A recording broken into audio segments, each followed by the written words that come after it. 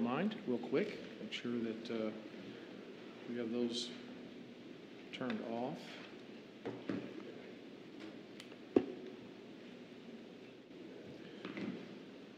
All right, let's begin. So this is August 12th, 2025, Hardin County Fiscal Court regular voting meeting. So let's begin and call this meeting to order. A roll call, please. Squire Clem. Here. Squire Hicks. Here. Squire Muse. Here. Squire Pennington. Here. Squire Saltzman. Here. Squire Thompson. Here. Squire Whitehead. Here. Squire Yates. Here. Judge Executive Keith Tall. Here. Next we have our invocation, Magistrate Muse, and Pledge of Allegiance, Magistrate Saltzman. Let us pray. In the name of the Father, and of the Son, and of the Holy Spirit. Dear Lord, we thank you for this day. We thank you for our many blessings. We thank you for this great country we live in and the privileges we enjoy. We thank you for this opportunity to gather today to make decisions to improve our county. Help this court to make fair and just decisions. Help us consider all alternatives and come together to make the best choice possible. No matter the outcome, may this fiscal court continue to work together to make this county and community a better place to work and live. We pray that you protect us all each and every day, and especially our first responders and the servicemen and women that protect our country here and abroad. In Jesus' name we pray. Amen. Amen. Amen.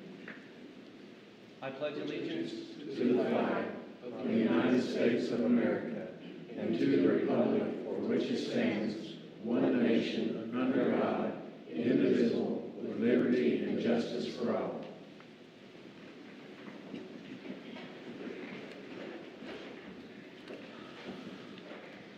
All right, I have a few comments today. Again, thanks for joining us. It's good to see all of you. And so let's review the agenda. Fairly typical agenda today. We have our minutes to be approved. We don't have any informational items as such. We have some department office reports to go through today.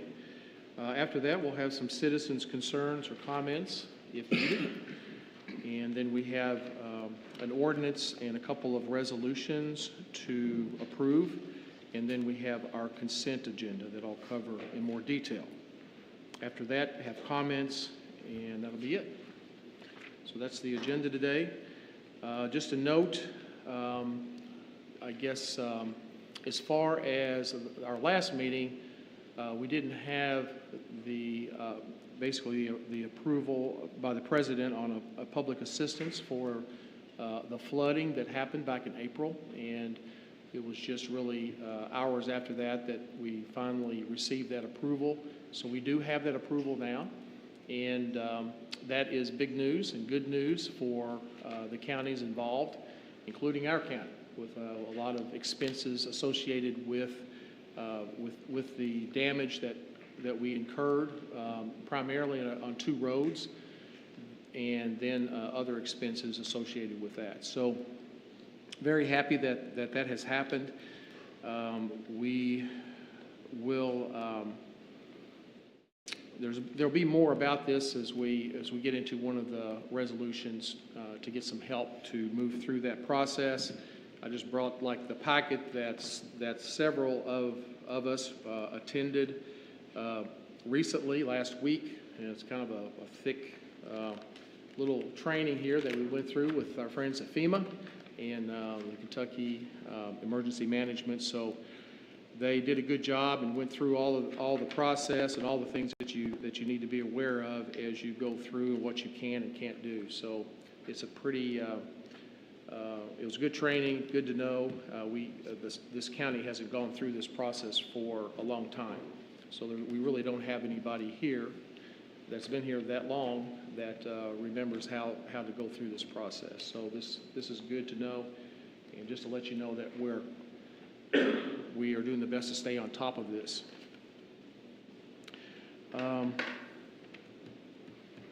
The other thing I wanted to mention was I received some information from our state senator, Matt Deneen, regarding this month as Railroad Crossing Safety Awareness Month in Kentucky.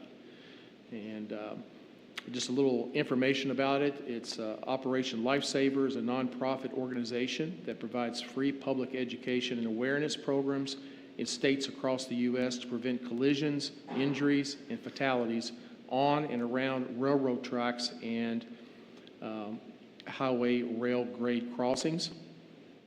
Senate Resolution 39 provided for further education opportunities for young drivers, as well as continued reminder for local municipalities and public work departments to focus on removing vegetation from railroad crossing signs and sight lines to improve visibility for all drivers. So that's kind of a general information about what this month is about. And what started a lot of this, some of you may remember that there was a young man that died at Craft Road, a railroad crossing in Rhineyville, Kentucky on April 28th, 2020. And the parent, one of the parents reached out and was concerned about maybe that there weren't any stop signs at this crossing still today, and that the vegetation in that area has grown up some more since then, and so asking for some help there. So in response to that, we are confirming that the specific crossing in Rhineyville is cleaned up and if it needs it, and whether a stop sign is appropriate or not. What we have found out is what we can do at this moment is we can add railroad warning signs with a head. So a railroad sign with a head and so many feet from the railroad crossing, and place signs on both, coming from both directions. That's something that we are planning to do. What we need to do with the railroad company, because they do have the right-of-way so far off of the railroad tracks, we would ask them to trim back some trees, because there are some trees that are not helping matters any at this particular crossing. It wouldn't really take too much to improve that sight distance, and to consider moving it from a yield sign to a stop sign. That is also the decision of the railroad. They would make that determination. So another things that we have asked them to do is consider adding flashing lights, given at this intersection there's been 2 fairly recent crashes. And even just got a note here right before the meeting. Got off the phone with P&L, and they're going to check on these things, and they're going to get back with us. So one thing, it's difficult to twist the arm of the railroad companies. We have figured that out over the years. But we will do our best to see what we can do to make some improvements there at that location. In addition to that, kind of reaching out throughout the county, and there are several crossings on county roads that don't have, the flashing lights and the bars that come down. So we'll get a count of how many of those that we have, do some assessments of what those look like, if there's anything that we need to clean up, additional mowing that we might need to do around signs, those types of things, and add those to our maintenance system, so that we make sure that we're checking on those more frequently and make them as safe as we possibly can. So that's kind of where we're at with that, and so we're responding to it, trying to do some things on our part to make some improvements with safety at railroad crossings. All right, I think that wraps up my comments. We'll move on to the next item of business, which is approve the Hardin County Fiscal Court July 22nd, 2025 minutes. Is there a motion to approve? So moved. Second. Moved and seconded by Patsy. Discussion? Hearing none, a roll call, please. Squire Clem? Yes. Squire Hicks? Yes. Squire Muse? Yes. Squire Pennington, Yes. Squire Saltzman, Yes. Squire Thompson, Yes. Squire Whitehead, Yes. Squire Yates, Yes. Judge Executive Keith Tall. Yes, motion passes. Okay, we'll move on then to our department office reports and the presentations. We'll start out with Animal Control, Mike McNutt. Good afternoon. Thank you guys for having me. Good afternoon. Afternoon. Our numbers, are pretty much the same. Always going into this. It's right now our biggest problem is the fact that we're overran with big dogs. Last Friday we had 74 dogs that were over 50 pounds and 53 cats. Right now we're running a special. We're doing our best to get them adopted, to get them a home and get them increase our live release rate, which is really important to the staff and the community.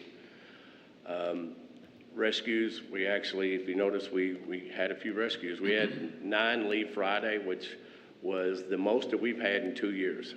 We've usually had 3 leave on a Friday, but we had 9 go, and it was a good day for everybody because we're one of the groups. I'm not going to tell you that I'm going to euthanize an animal just to get you to take it. If it's to the point to where that's going to happen, I will tell you, but I'm not going to just say it to get you to take a pet. I don't believe in that. You can look, our dogs euthanized are at 9%. Our adoptions are at 65%. It is on its way back up. Hopefully it gets to be a lot more, but we've been running the special for a couple months now, and it's just not a lot of people are adopting right now. Our return to owner are at 22%. The complaints investigated, that number continuously goes up. We're at 193 complaints for the year to date. Those are actually calls that the officers went out and had to investigate and had to write a citation or trap a dog or find a injured animal, one of those type things. That's a municipality report. And I wanted to get to, we had 1,049 visitors that came to the shelter searching for their lost pet or to adopt. Let me see here. This is Jeremy Hall. He's the teacher that we all went out to and saw their program. They have an excellent program. They've recently received a grant for trap, neuter, return. And they do it actually at the school with a veterinarian that actually graduated from Mr. Hall's class. We do help out a little bit with that, but not as much. They pretty much have their program wrapped up and ready to go. They were doing it before we got involved. But they came out and watched surgeries with us for a day. Mr. Hall's just got a great program going. Hopefully it will increase the number of veterinarians in the state of Kentucky. We're headed for a really bad place. There's no veterinarians coming to Kentucky. This is something that we talk about at the Animal Control Advisory Board with the governor, and nobody's really doing anything to fix it. And what's going to happen is it's going to cost everybody a fortune just to get a rabies shot. And then it's going to make our job harder because nobody's going to want to have a pet because it's so expensive. These are employees of Magnolia Bank. That's the photo on the left, and Bluegrass Supply Chain, photo on the right. They volunteer by walking dogs, playing with the cats, and cleaning in the shelter. And this is the senior leaders course staff from Fort Knox. They volunteered for the day. They took out dogs, played exercises. They cleaned the windows. They were everywhere doing everything. The volunteer program is really taken off. We're seeing a lot more activity, and we're getting a lot of positive reviews about it. So I'm hoping to keep that going. Free labor is free labor. I'm trying to get as many volunteers as we can get to help, but they are limited on what they can do for us. Any questions? Mike. Just a comment. I guess I know that's a great program, and you're very involved with the FFA students and Mr. Hall and the program there at John Hardin. Are there any other high schools that have expressed concern in doing maybe something similar to what John Hardin's doing? Well, no, not doing what they're doing, but we have kids that come to us and volunteer from school without getting paid. They had to name it something differently, but our program is always full. And, you know, a lot of these kids are actually being able to go out to these other jobs and make money. We don't have that in our budget to be able to do it, but it doesn't stop them from coming. So we at least have 2 or 3. Mr. Hall's son was actually one of them that volunteered with us for, I want to say 2 months, 3 months, but then he got a job in the field, and I mean, I don't blame him. He's going to get paid to do it. But they come in and they help. They, especially back in the surgery department, they love being back there with, you know, Dr. McIntyre. Dr. McIntyre's an excellent teacher. He takes time to answer questions, and he answers them in a way that anybody can understand them. He doesn't throw out the big words to confuse you like some vets will do. So, but we have a lot of high school people that are interacting with us through that program that are, but the school's not really doing nothing with it, just John Hardin. Do they plan to participate? I mean, I know school just started, but they're going to kick that back up again? Yeah, I've already talked to Mr. Hall. They want to do the kittens, they want to try and do puppies this year. I'm going to do everything I can to get whatever I can with them for as long as I can do it. I mean, it's great for the kids, and it's great for the animals. It's great for us. That was a great program. Well, thank you. Mike, you say the vets are not coming to Kentucky. Is it large animal, small animal, both? Both. What's the problem? The pay and the fact of how much it costs to become a veterinarian. There's been several ideas tossed around. My idea, you know, was maybe we should help pay their tuition for a 5-year period or something, and get us a guaranteed 5-year stake from them or something like that. But Andy has not acted on that yet. So, but I tell him about it every time I see him. So, because there's nobody coming this way. There's not many actual colleges that have veterinarian programs. No, there's not. It's because it's so expensive. Right. So And that might be another. yeah, I mean, I would love for them to start one here that, you know, that if it was a resident that was going to stay here, that we could do some kind of free tuition or something, just because we need more veterinarians here in this state. When we have wonderful veterinarians here now, but when they retire, and there ain't none of them getting younger, you know, when they retire, we're in trouble, because there's only going to be a handful that's, you know, coming out of it. We do have one, her name's Katie, that she's coming back, and she plans on doing large animal here, and she's been the one that's been volunteering with us ever since she started college. So I'm not gonna lie and tell you that me and Doc ain't getting no younger either, so I've tried to talk her into, you know, you could do the shelter work during the week, and then you could do your large animal on the weekend, but I don't know, she wants to do large animal, and I understand, and, you know, she should follow her dream. So, anybody else? All right, thank you, Mike. I appreciate the report. Thank you. Thank you. Next, Detention Center, Josh Lindblom. Well, Squires, Miss me. Yes, sir. It's good to see y'all, really, so, just saying. Welcome back. Well, thank you. I really haven't been gone. I've been propped up in the office there, but the doctors let me sneak back in every once in a while, and, well, I didn't tell them, so, you know. But anyway, but all right, the Hardin County Jail, you know, our intake release information, lodging income for the month of July. I did this myself. I've been out a while. All right, $342,334.20.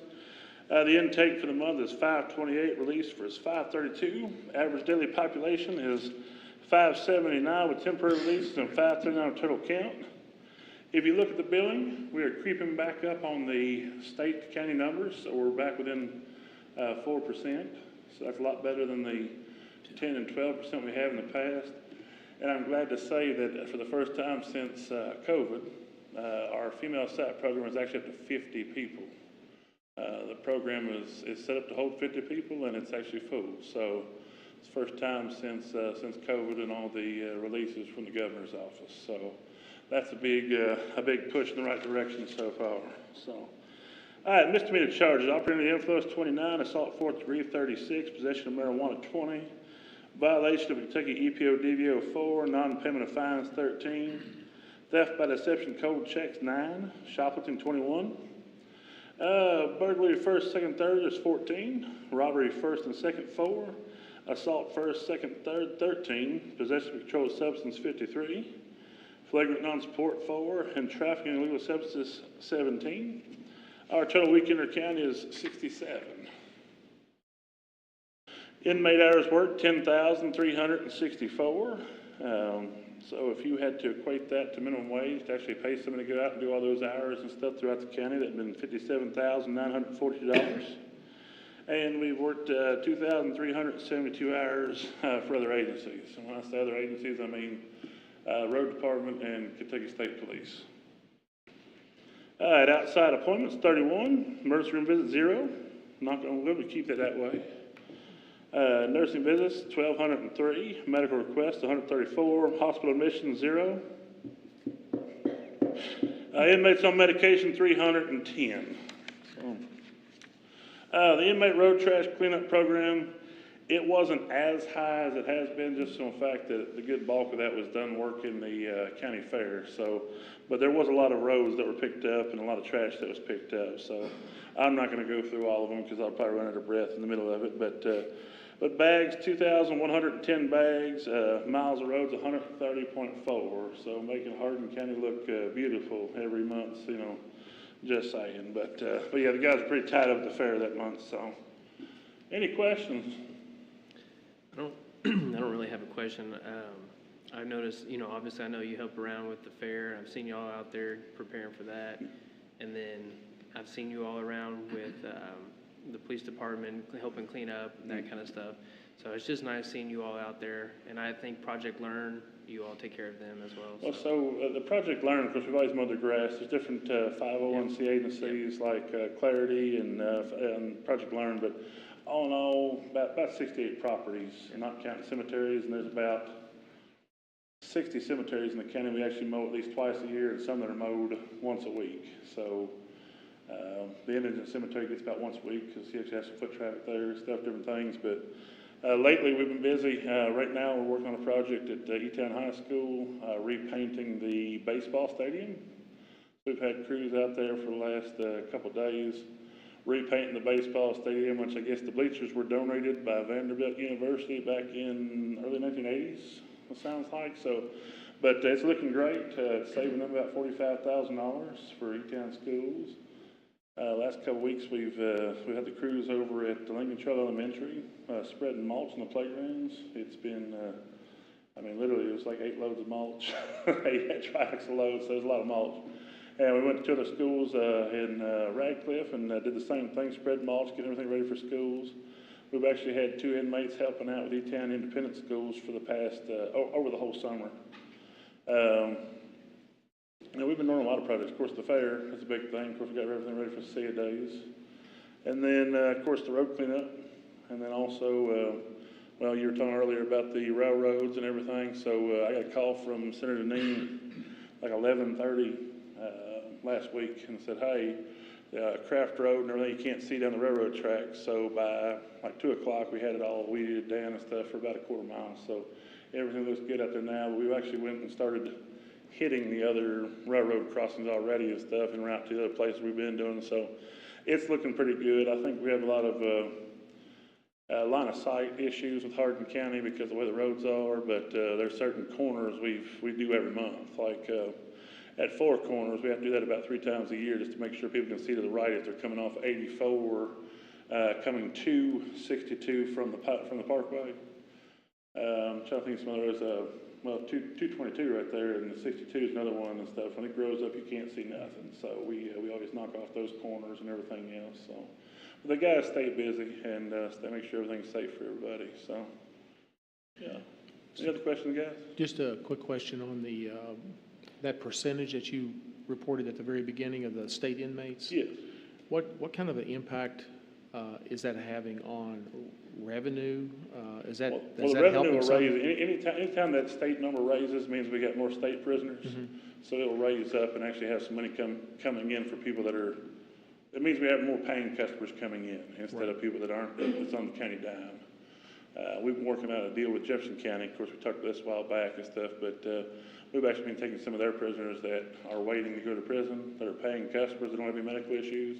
So we always should have been, you know, pocketing some money with that stuff, putting it in the general fund and stuff. So that's really helping out. But the SAP program is what the best thing is, because you actually have 50 females getting cleaned up from drugs in a great program. And some of the smaller jails that couldn't handle the, I want to say almost like a jail recession. I mean, because right now the jail's taking a beating from the state funding and everything else. And but you know, right now and stuff, we were able to weather the storm for a little while and stuff. But now it seems like it's starting to get up to 50 prisoners. So, and when I say that stuff, I mean, you know, if you got 50 people getting cleaned up from drugs, I mean, that's where there's weight and gold there. So, but yeah, generally and stuff, you know, over the years, we were able to get that number up to, you know, 60%, 40%, you know, years and years ago, whenever this program was first started with the state prisoners and the building on the state prisoners and stuff, you had about 80-20. And I'm talking about 30, 40 years ago, you know, whenever they was actually, you know, moving the prisoners around. So, but we're getting back up there a little bit and stuff, and just do different things with the state legislature. So hopefully we can get some stuff done come January in the session. So. Yeah, I'd just be interested to know what that impact, that actual dollar impact that is, whenever we get a chance. Well, by next month when it comes out, it should show on the lodging income. Okay. You see it, you know, the increase should be right there. Okay. Yeah. Good. No, anybody else? All right. Well, Thank you. Y'all Appreciate have a good it. one. Good to see Thank you, back. Josh. Thank you. All right, next, emergency management, Joey Scott. Afternoon, Judge, members of the court. Good afternoon. All right, I'm going to present the July report to you all. Next slide, please. All right, significant actions for the month of July. We, Kentucky Emergency Management Area 4 quarterly meeting in Louisville, we attended that. Also, Hardin County Fire Chiefs meeting.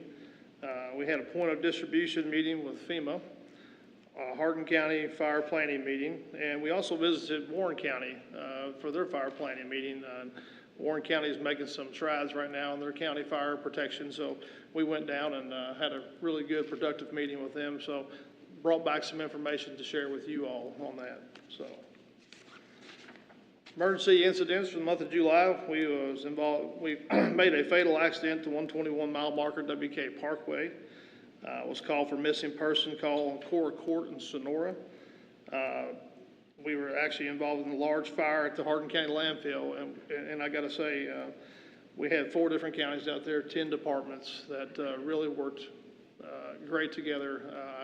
So Central Hardin, Valley Creek Fire Departments of Hardin County, Rhineville was also involved in that.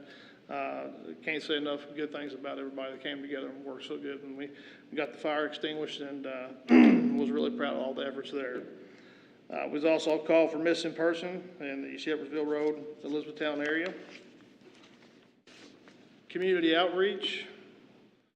We attended the Elizabethtown Independent Schools Safety Roundtable meeting, which was very productive. We had it was an 8-hour day, and we met at the Elizabethtown Police Department. Went over some different, shared different views on safety procedures, and in the event we have severe weather, and kind of what our roles as a Hardin County would play into that as well, and shared that with them. So that was a really good meeting as well. We had the Quixie Monthly County Report, and also attended a large crowd control meeting with Highland Sod Farm with their big concert they have coming up here at the end of the month. So, all right. Next is what I want to talk about is the rave alert. This is our county notification, the emergency notification system in the county.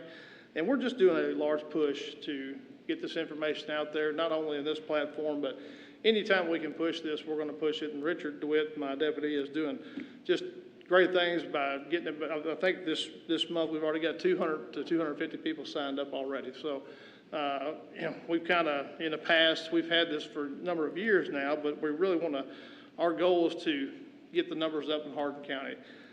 We would like to have half our citizens on this system because what it does is sends out emergency notification, not only storms, but any kind of disaster to their phones, or can ring a landline as well too, or send you a text message. So it's the new wave of technology that we really want to make a large push on and notifying our public on RAVE. And again, if you want to sign up, you can go to our www.hardincountyky.gov. There's a QR code on there. You can scan that, and it'll walk you right through. It's a pretty easy measure to sign up for it. So, all right. You all have any questions on my presentation? I was going to mention that rave alert, that's on, as soon as you pull up the website, it's right there, which Yes, ma'am. goes to our IT department for that, but it's right there staring at you, so I was glad to see that. Also, do you have an idea how many citizens are signed up for that? Not enough, but I'm not sorry, not what? enough. We're running about 6,000 to 8,000 right now. 6,000 to 8,000? Yeah, and we need to, that number needs to come up. So that's why it's so important for us to push it out. And I like to, thank Aaron Miller as well. He's really helped us out. Him and Richard have been working to make sure that's in the right spot, the easiest access we possibly can for the community. And then again, Stephanie Gibbons, the solid waste coordinator, her event last weekend, she passed out almost 600, almost 700 flyers to different cars coming through. So again, any exposure we can get, we're trying. So we really want to get that information out. Good job. Yes, ma'am. Real quick, if you don't mind, Judge, I would like to do a quick presentation, just a recognition of some efforts that went during the floods. I hadn't had a chance to do this because we've been so busy with wrapping up FEMA and everything. So today I'd like to call a few people up front, if you don't mind. I'd like to Amanda Crouch, Richard DeWitt, and Lewis and Angie Thompson from Colesburg Baptist Church. I just want to speak a little bit about them. Judge, if you don't mind to come down, I'll... Yeah. We'll get everybody down for pictures. Yeah, I'd like to give some, read a quick, come on up here, come on up. Just want to talk about a little bit about what they've done for the community and how they've helped us out. So I'll start first by saying Lewis and Angie Thompson, I met them during the floods in Colesburg. They're leaders in the Colesburg Baptist Church, and we were at ground zero. Our crews were down there as soon as the flood started, and we spent countless hours down there. And Lewis walked up to me and said, "Listen, I want to make sure that the first responders are taken care of." And when somebody said that, we're doing rescue operations. These are people affected by the floods themselves. Residents of this community came in and they opened their church up, Colesburg Baptist Church. Started cooking chili and had refreshments for all of our first responders, and a place for refuge for the townspeople and everybody. So I couldn't say enough good things about it. And they truly represent what community is all about. And the Hardin County spirit, that's what I like to call it. Again, I want to thank them for their efforts today. And Judge, I'll have you present this to Lewis and Angie Thompson. Why don't can you just go through those and then I can. Have everybody come down and Sure. we'll take some pictures. Sure, that's great. One at a time. Then also I'd like to recognize Richard DeWitt. Richard's my deputy director for emergency management. And again, I can't say enough good things about Richard. Richard, that day, all 3 weeks in a row, would come into work that morning, load his truck up, to the gill with supplies, and go out and do survey 1, 2, 3s and pass out supplies to the communities. It wouldn't come back in at 6:30, 7 o'clock every night. So again, you can't measure success during a disaster, but when you help somebody, that is truly success. And to see the smile on their face during the worst time of their life. So again, Richard, I'd like to thank him for all of his efforts and everything he's done for us as well. And Amanda Crouch is an EMS employee. Amanda's done, Mark Peterson was gracious enough to allow Amanda to come help us out during these floods, and she got out and helped Judge and I doing some social media because we were terrible at it. So she came out and took care of us on social media. And that was so important to get that message out to people. And I couldn't believe the reviews and we were getting from people, our Facebook posts that we were putting out about information, because people really wanted to know what was going on in the county. And she done a great job and came out and also done survey 1, 2, 3s, went house to house and that's so important with FEMA to get all those numbers in early. And again, success was measured there by the individual assistance that we got out to all the people of Hardin County as quick as we possibly did. So again, I couldn't do any of this without all these great people up here beside me. So I just want to thank them today and thank you all for letting me present this to them. So. Before we all come down and take a picture, I didn't get anything for Joey for all of his hard work. No. So I'm just going to give him a pat on the back and say thanks to you for all your dedication. And it was such a big team effort, as you were talking about, and it's just Team Hardin County. I mean, it was in full force. So just thank you for everything that you've done. I thank all of you and for your part that you played in this disaster that we had here in April. So that's the silver lining of a disaster, is the teamwork. That's right. So if y'all wouldn't mind coming down, we could take some pictures of them receiving these.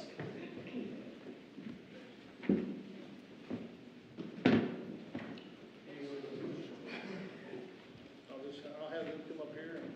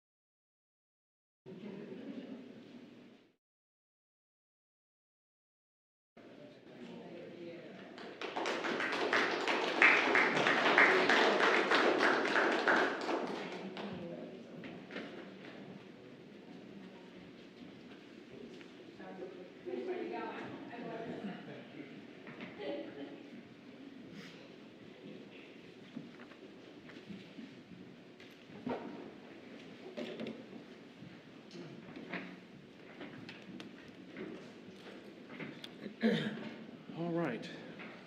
Thank you all. All right, we'll move on to our next item of business, citizens' concerns or comments. Do we have anyone that would like to come forward?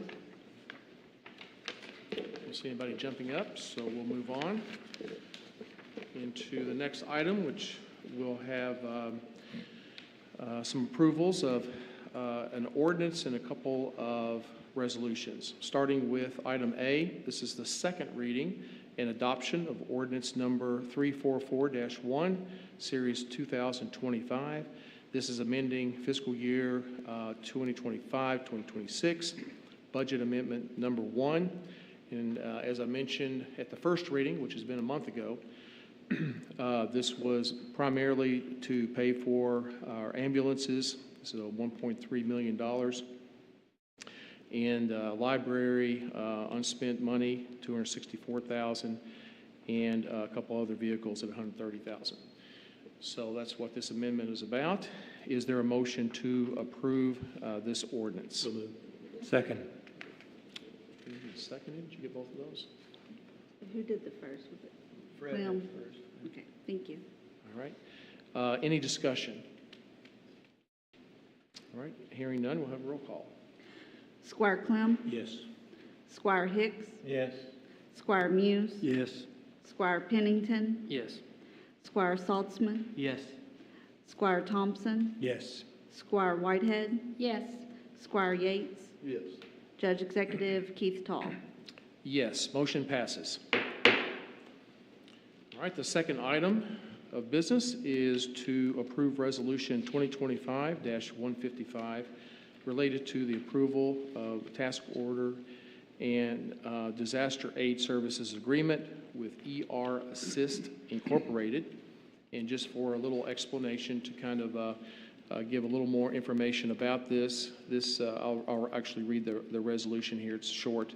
Whereas Hardin County has need for professional assistance in executing public assistance claims with FEMA related to the 2025 flood damage to infrastructure in Hardin County. And whereas ER Assist Incorporated, having been previously approved under the Commonwealth of Kentucky Master Agreement number MA 758-23 such and such, and whereas Hardin County desires to begin remediation of damage to infrastructure as soon as possible, be it therefore resolved upon recommendation of Judge Executive with the concurrence of the Public Works Committee to approve the attached contractor agreement and task order for disaster aid services with ER Assist Incorporated and to authorize myself to execute any contracts and documents related to this agreement. Okay, so this is a person that we've already met, that we've got really positive comments from other counties, other judge executives and magistrates that have utilized this company and this particular person to help them through this public assistance process that I was talking about earlier, this big book here, and to work through all of that to maximize the amount of dollars that we get back to us that we need to pay for these things. So this person will be paid for by FEMA. Their fee is part of the FEMA reimbursement. So it's $0 to the county to have this person do this for us. So that's what this is all about. And so we'll move on and say, is there a motion to approve this resolution? So moved. It's been moved and seconded. Any discussion? Judge, maybe a clarification Yes, on sir. the cost to the county. There will be some cost on the roads if they're approved. So, just wanna That's clarify. true. I was talking specifically about Right, her right. fee, but you're exactly right. There's a the FEMA will pay a certain percentage, then the state pays a percentage, and the county ends up paying, I think it's 13%, right? And so hopefully we will be able to utilize some of our already paid resources during the flooding and get that reimbursement that we won't have to pay any of that, any additional dollars to that is our hope. Good clarification, thank you. Anybody else? Okay, hearing none, we'll have a roll call, please. Squire Clem, Yes. Squire Hicks, Yes. Squire Muse, Yes. Squire Pennington, Yes. Squire Saltzman, Yes. Squire Thompson, Yes. Squire Whitehead, Yes. Squire Yates, Yes. Judge Executive Keith Tall. Yes, motion passes. All right, the next item is item C.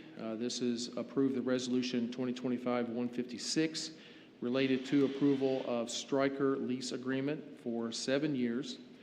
This is at $125,962.78 per year for a total cost of $881,739.46.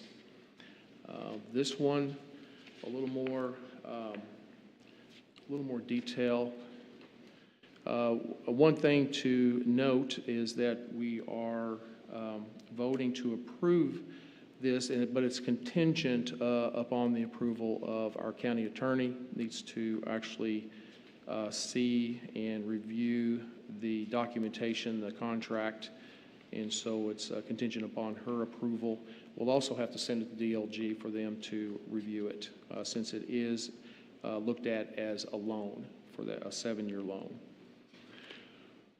So one other thing, just to note, what this actually entails. The loan for the equipment is 7 years at 4%. It includes 6 power loads, mechanical stretcher load systems, 10 Power Pro 2 mechanical stretchers, and 5 Stair Pro stair chairs. All with Pro Care and necessary accessories. Includes annual maintenance, battery replacement, etc., for the duration of the lease. Okay, with all of that, is there a motion to approve this resolution? So moved. Second. It's been moved and seconded. Any discussion? These are required to replace end-of-life equipment that we currently have, right? Yes, that's correct. Yes. I just wanted to note how long this has kind of been going on. You know, we've been discussing this for a year and a half-ish, right, Mark? You know, and this equipment is, like Ichi was saying, it's end of life. It's important that we get to go ahead and get it replaced ASAP, so. Any other discussion, comment? Just want to add to that, since it is end of life, we face liability if something happens. If we don't replace this equipment, we face some liability on our part. So that's another good reason to renew this, to purchase this. Okay. Anybody else? All right, hearing none, we'll have roll call, please. Squire Clem, Yes. Squire Hicks, Yes. Squire Muse, Yes. Squire Pennington, Yes. Squire Saltzman, Yes. Squire Thompson, Yes. Squire Whitehead, Yes. Squire Yates. Judge Executive Keith Tall. Yes, motion passes. Okay, we'll move on then to our consent agenda. The first two items, typically financial, item A, which is August claims, July recurring claims, July utility claims, and then also, excuse me, Resolution 145, and that's related to approval of financial transfers.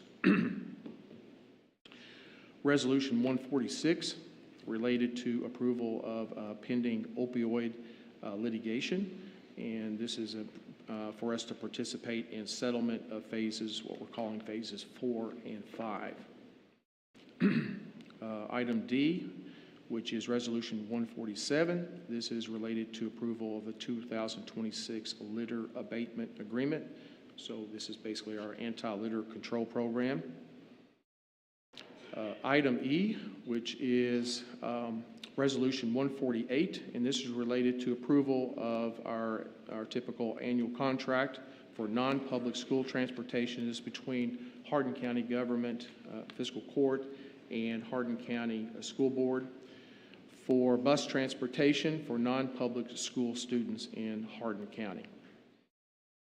The next four items are all related to personnel changes in animal care and control, EMS, road department, and E911. And those are resolutions 149, 150, 152, and 153.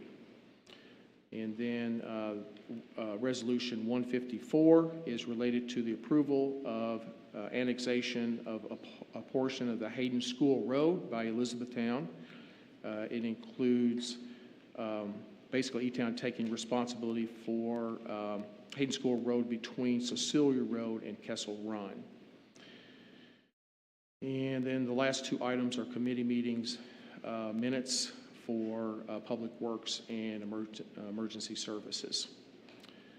Okay, does anyone disagree or want to remove any of these items from the consent agenda? Okay, hearing none, is there a motion to approve the consent agenda items? So moved. Second. Moved and seconded, and we'll move on to the roll call, please. Squire Clem, Yes. Squire Hicks, Yes. Squire Muse, Yes. Squire Pennington, Yes. Squire Saltzman, Yes. Squire Thompson, Yes. Squire Whitehead, Yes. Squire Yates, Yes.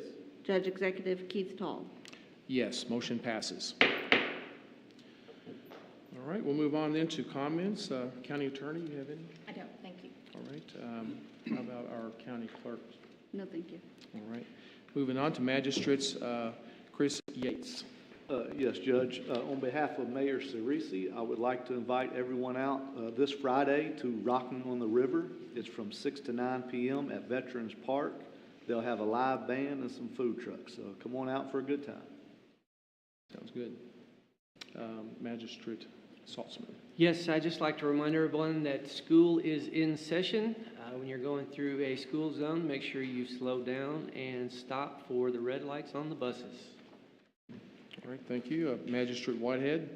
Just a reminder that the Resources and Community Support Committee meeting will be Monday, August 18th at 3:30. Thank you. All right, thank you. Magistrate Clem? The Finance Committee meeting will be Tuesday, August the 19th at 3:30 across the hall. And also, please don't drink and drive and don't text and drive. Thank you. Magistrate Pennington? No comments, sir. Magistrate Thompson? No comments. Magistrate Hicks? Yes, I'd like to invite everybody down Saturday to White Mills Day at the Christian campground, so it'll be a full day. Come down and visit your neighbors and just have a good time. There'll be a lot of food, big car show, just a lot of stuff to do. Just invite everybody to come down Saturday. All right, very good. Thank you. Magistrate Muse? No comments, thank you. All right, thank you. Just a reminder again, the next fiscal court meeting will be Tuesday, August 26th at 5:30 p.m. All right, I think that pretty much wraps it up. Is there a motion to adjourn? So moved. Second? Second. Any objections? Hearing none, this meeting is adjourned.